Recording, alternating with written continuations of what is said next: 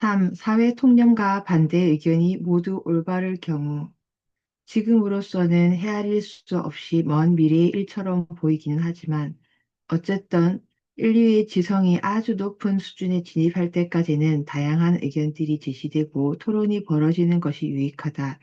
그런데 우리는 그런 것이 유익한 주된 이유들 중 오직 두 가지 경우에 대해서만 고찰해 왔고, 나머지 한 경우에 대해서는 아직까지도 언급하지 않았다. 즉, 지금까지 우리가 살펴본 경우 중 하나는 기존의 정설이 틀리고 어떤 다른 의견이 올 가능성이 있는 경우였고, 다른 하나는 기존의 정설이 옳을 때 반대자들의 틀린 반론들이 기존의 정설이 진리라는 것을 우리에게 더욱 명료하게 알게 해주고 우리의 지성 속에 더욱 깊이 각인될 수 있게 해주는데 필수 불가결한 것이 되는 경우였다. 하지만 두 개의 서로 상반되는 의견들 중에서 어느 한쪽이 옳고 다른 한쪽이 틀리는 경우보다는 둘 모두가 부분적으로 진리를 포함하고 있는 경우가 훨씬 더 많다. 이런 경우에는 기존의 정설은 단지 부분적인 진리만을 포함하고 있기 때문에 그 진리의 나머지 부분은 기존의 정설과 다른 의견에 의해 보완되어야 한다. 인간의 지각으로 명확하게 알 수 없는 문제들에 대한 대중의 의견들을 흔히 진리를 포함하고 있기는 하지만 진리 전체를 포함하고 있는 경우는 거의 없거나 전혀 없다. 진리를 어느 정도 포함하고 있는지는 차이가 있기는 하지만 그 의견들은 진리 중에서 오직 일부만을 포함하고 있을 뿐만 아니라 자신이 대변해야 하는 진리를 과장하고 왜곡하고 있고, 그런 의미에서 진리와 상당히 분리되어 있다.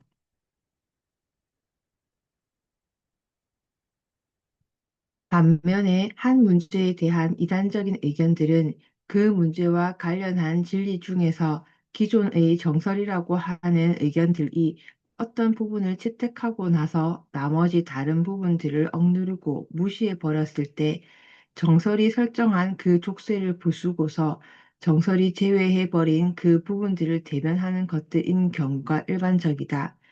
이렇게 해서 탄생한 이단들은 정설 속에 담긴 진리의 부분과 화해를 모색하기도 하고, 정설과 마찬가지로 자신들이 제시한 진리의 부분들이 마치 진리 전체인 것처럼 주장함으로써 정설을 적으로 규정하고 전면전을 벌이기도 한다. 역사적으로 인간의 지성은 언제나 진리의 한 면만을 받아들여서 마치 그것이 진리 전체인 것처럼 여겨왔고, 진리의 다양한 면들을 모두 인정하고 받아들이는 것은 예외에 속하였기 때문에 지금까지 이단들은 전자보다는 후자의 태도를 취하는 경우가 압도적으로 많았다. 그래서 심지어 사상혁명이 일어나는 시기에서조차도 진리의 한 부분이 우세했던 기존의 정설이 와해된 자리에는 진리 전체가 아니라 그 진리의 또 다른 한 부분이 들어서는 경우가 비일비재했다. 그리고 그리고 진보이기 위해서는 기존의 정설이 지니고 있던 진리의 부분에 또 다른 부분이 추가되어야 함에도 불구하고 기존의 부분적으로 불완전했던 진리, 즉 진리 전체 중에서 진리의 기존에 채택되었던 한 부분이 그 진리의 또 다른 한 부분으로 대체되는 것이 보통이었다. 개선이라는 것도 마찬가지여서 사람들은 진리 중에서 기존에 채택되었던 한 부분이 새로운 시대에는 맞지 않게 되었기 때문에 그 부분을 폐기하고서 그 진리 전체 중에서 새로운 시대의 필요와 요구에 더 적합한 조각을 채택하고서는 그것을 개선이라고 부른다. 기존의 지배적인 정설이 바른 토대 위에 의거하고 있을 때조차도 진리 전체의 일부만을 반영하고 있는 것이라면 그 진리 전체 중에서 그 정설이 배제해버린 여러 부분들을 반영하고 있는 온갖 의견들은 비록 그 의견들 속에 부분적인 진리와 함께 많은 오류와 혼동을 포함하고 있다고 할지라도 소중하게 여겨져야 하는 것은 당연하다. 인생사를 공평하게 판단할 줄 아는 사람이라면 어떤 사람이 진리와 오류가 혼합된 의견을 말함으로써 우리로 하여금 그의 그런 의견이 아니었다면 보지 못했을 진리의 한 부분을 볼 수 있게 해준 경우에 사실은 우리도 그 사람처럼 진리의 일부만을 보고 진리와 오류가 혼합된 의견을 지니고 있다는 것을 알기 때문에 그 사람이 진리에 오류를 혼합했다는 이유로 그 사람에게 화를 내지는 않을 것이다. 도리어 다수 의견인 정설이 진리의 한 면만을 반영하고 있는 것이라면 소수 의견이 마찬가지로 진리의 한 면만을 반영하고 있다고 할지라도 그런 의견이 제시되는 것이 더 바람직하다고 생각할 것이다. 소수의 의견이 진리의 일부만을 반영한 것인데도 늘 그렇듯이 그들은 마치 자신들의 의견이 진리 전체를 반영한 것인 것처럼 열렬히 주장하겠지만 그렇다고 할지라도 그런 기회를 통해서 사람들은 그 소수 의견에 반영된 진리의 한 부분을 주목하지 않을 수 없게 될 것이기 때문이다. 루소의 경우 18세기에는 거의 모든 지식인들과 그들이 이끈 모든 배우지 못한 사람들은 문명이라고 불린 것, 즉 근대적인 과학과 문학과 철학의 경이로운 업적들의 넋을 잃고 있었기 때문에 근대인들과 고대인들의 차이를 지나치게 과대평가해서 근대가 모든 면에서 고대보다 앞섰다는 신념에 빠져 있었다.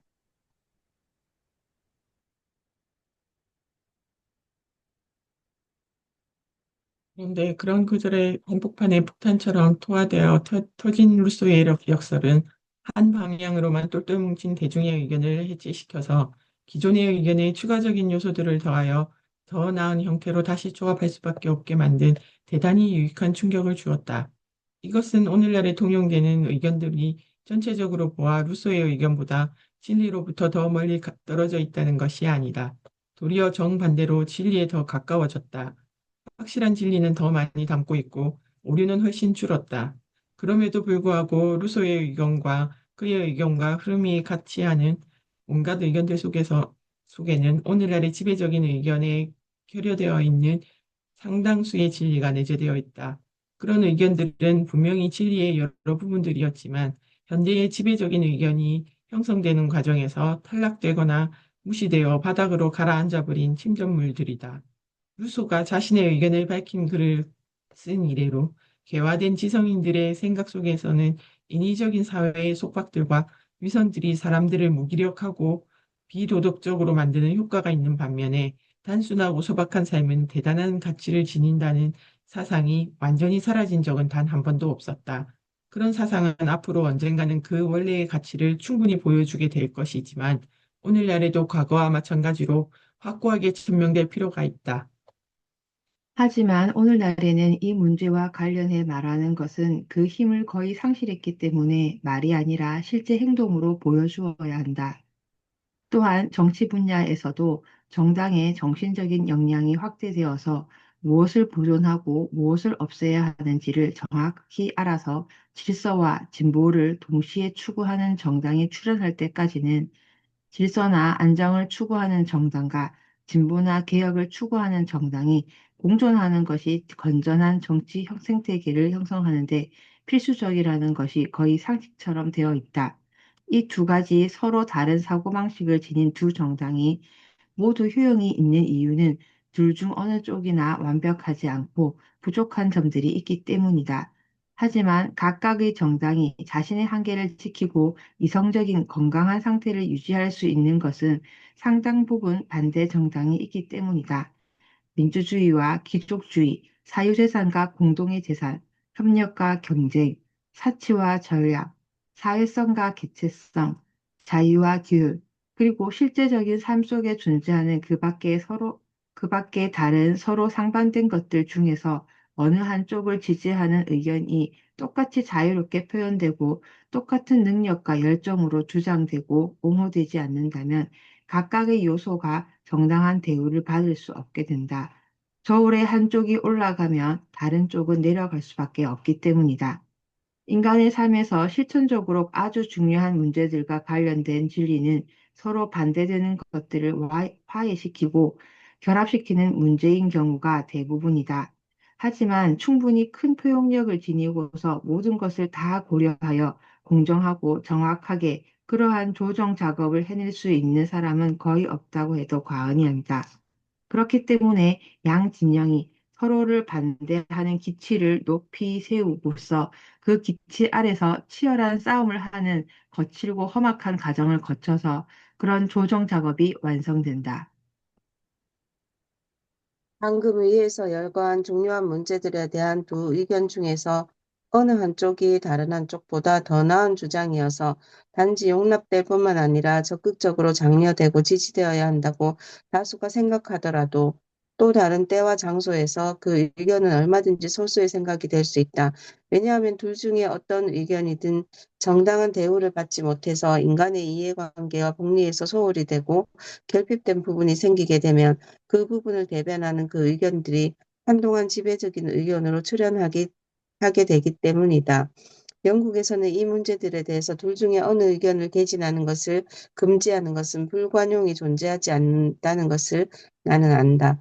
이것을 비롯해서 많은 사례들이 오직 다양한 의견이 자유롭게 표현되고 토론될 수 있을 때에만 인간 지성이 현재의 수준을 넘어 진보해서 점점 더 진리의 모든 측면을 이해하기 위한 공정한 시합을 할 수 있는 기회를 얻게 된다는 말이 보편적인 진실이라는 것을 보여준다. 어떤 문제에 대해서 온 세상 사람들이 다 똑같은 의견을 가지고 있는데 오직 몇몇 사람들만 다른 의견을 가지고 있다면 설령 다수의 의견이 옳은 경우에도 그 소수의 다른 의견 속에는 온갖 세상 사람들이 들어야 할 유익한 내용이 있다는 것은 언제나 틀림없다. 그러므로 소수가 침묵하게 되면 인류는 진리의 일부를 잃어버리게 될 것이다. 반론, 기독교 도덕. 어떤 사람들은 이런 반론을 제기할 것이다.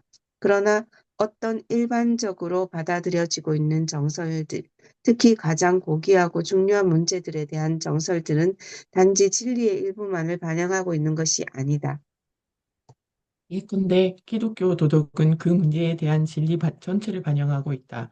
그렇기 때문에 누군가가 그것과 다른 도덕을 가르친다면 그 사람은 전체적으로는 틀리지만 일부는 진리를 반영하고 있는 것이 아니라 그 전부가 오류인 것이 된다.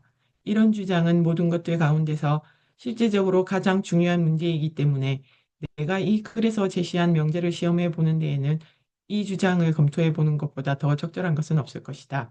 그러나 무엇이 기독교 도덕이고 무엇이 아닌지를 말하기 전에 기독교 도덕이라는 것이 무엇을 의미하는지를 먼저 확정하는 것이 바람직할 것이다.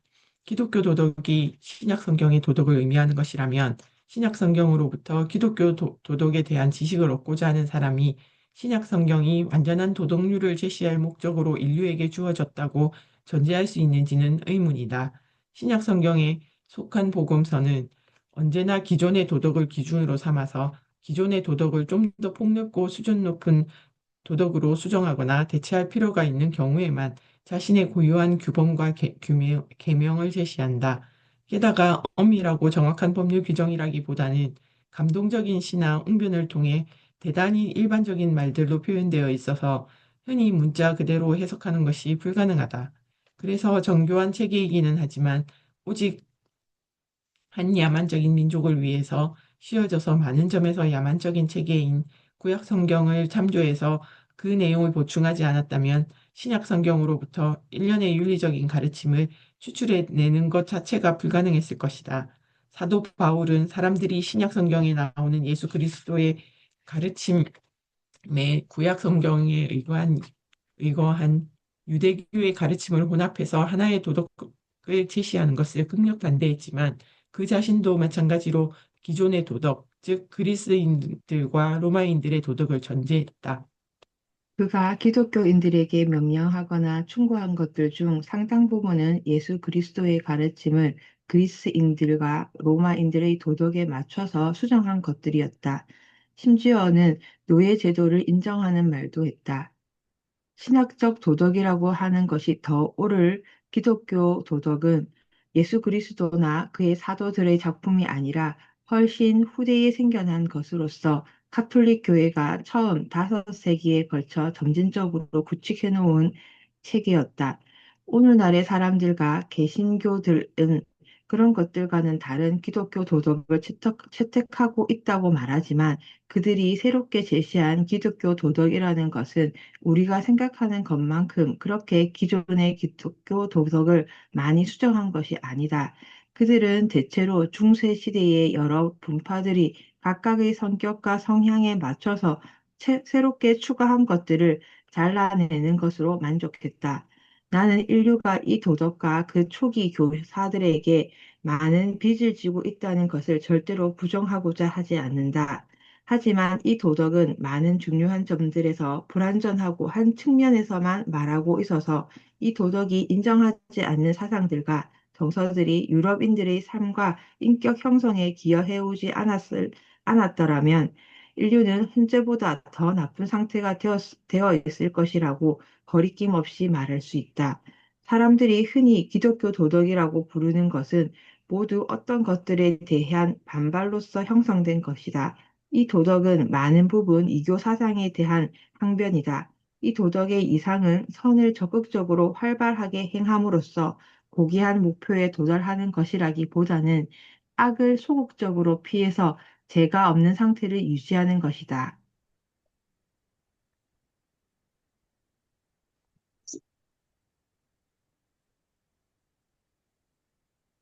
그래서 누군가가 아주 정확하게 표현했듯이 기독교 도덕의 계명들에서는 무엇을 하지 말라는 명령이 무엇을 하라는 명령보다 훨씬 많다.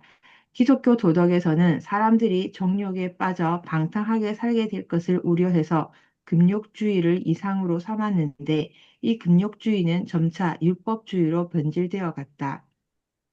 기독교 도덕은 사람들에게 미덕의 삶을 살게 하기 위한 적절한 동기를 부여하기 위해서 천국에 대한 소망과 지옥에 대한 경고를 제시한다.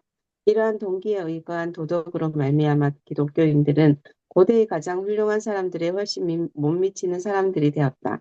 이러한 동기로 인해서 사람들은 천국에 가기 위해 필요한 일들만 하게 되고 자신의 이익을 위해 이웃을 접촉하는 것을 제외하고는 인류와 이웃들의 이익을 위한 의무들은 행하지 않게 됨으로써 기독교 도덕은 본질적으로 이기적인 성격을 띠게 되었다.